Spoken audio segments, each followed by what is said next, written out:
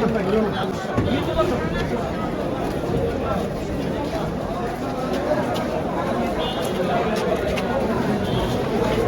মোকদ্দমার বাদী মোহাম্মদ সুরুজ্জামান, তার কন্যা হইল যে সুজন আক্তার। এই সুজন আক্তারকে বিয়ে দেয় আসামি আমিনুল ইসলামের সাথে। এই আমিনুল ইসলাম আসামি বিভিন্ন সময় তার স্ত্রীর কাছে যৌতুক দাবি করত। সর্বশেষে ঘটনা 24/4/22 তারিখে আসামি আমিনুল ইসলাম তার স্ত্রীর নিকট টাকা যৌতুক দাবি করে। তার স্ত্রী যৌতুকের টাকা দিতে অস্বীকার করলে আসামি আমিনুল ইসলাম তার স্ত্রীকে তলপেটে লাথি মারে এবং স্বামীর বাড়িতে, এবং আসামি তাৎক্ষণিকভাবে ভিকটিম সুজন আক্তার মারা যাওয়ার পরে বাদী দেওয়ানগঞ্জ থানায় এই মোকদ্দমাটা দায়ের করে।